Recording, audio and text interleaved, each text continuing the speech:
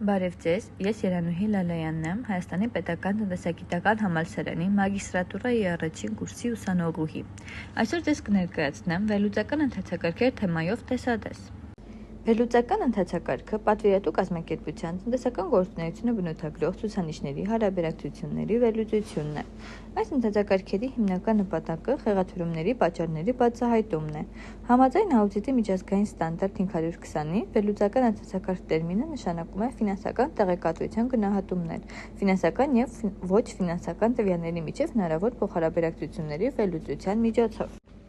Վերլուծական ընթացակարգեր կիրառելիս աուդիտը պետք է հաշվի առնի հարաբերությունների հավանականություն և կանխատեսումը, որոնք հաստատվում են համեմատության և գնահատման համար, կազմակերպության բնույթը և մակարդակը, որտեղ նրան վերաբերող տեղեկատվությունը հնարավոր է տարանջատված լինի, սովորաբար որքան բարձր է տարանջատման աստիճանը, այնքան ավելի լավ։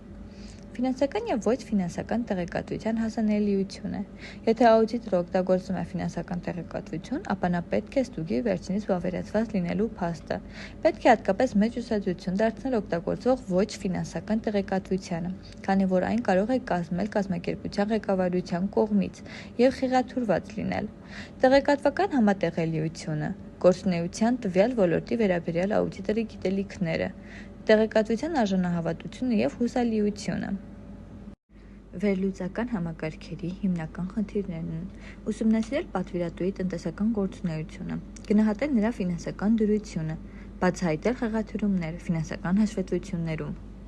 Վերլուծական ընթացակարգերը տատանվում են սովորական համեմատություններից, օրինակ, ընթացիկ ժամանակաշրջանի գումարները կամ գործակիցները նախորդ տարվա ցուցանիշներով մինչև ավելի կատարելագործված մեթոդների օգտագործելը։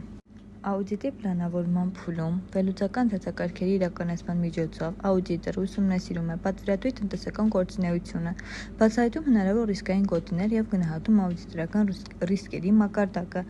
Իրականացման փուլում ուսումնասիրվում է պատվիրատուի ֆինանսական հաշվետվությունների ցուցանիշների փոփոխությունների պատճառը, իսկ աուդիտի եզրափակիչ փուլում արդեն պատվիրատուի ֆինանսական հաշվետվություններում համապատասխան խեղաթյուրումների բացահայտումը։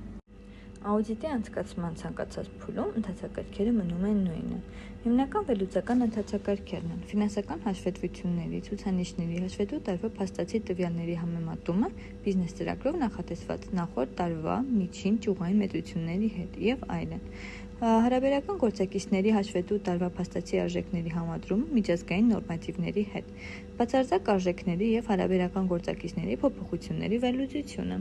Վերլուծական ընթացակարգերի տարբեր տեսակներ ապահովում են հավաստիացման տարբեր մակարդակներ։ Վերլուծական ընթացակարգերը, որոնք ներառում են, օրինակ, բնակարանների բաժանված շենքի ընդհանուր վարձակալական եկամտի կանխատեսումը, հաշվի առնելով վարձակալական վճարների տիրույթները, բնակարանների թվաքանակը և զբաղվածության տոկոսները, կարող է տրամադրել համոզիչ ապացույց և կարող է բացառել մանրամասների ստուգումների միջոցով հետագա հիմնավորման անհրաժեշտությունը, պայմանով, որ վերանշյալ տարրերը համապատասխան կերպով հիմնավորված են, և հակառակը, համախառն եկամտի տոկոսների հաշվարկ և համեմատությունը, որպես հասույթի գումարի հաստատման միջոց, կարող է տրամադրել պակաս համոզիչ, սակայն կարող է օգտակար լրացուցիչ հիմնավորում տրամադրել այլ աուդիտորական ընթացակարգերի հետ համատեղելիս։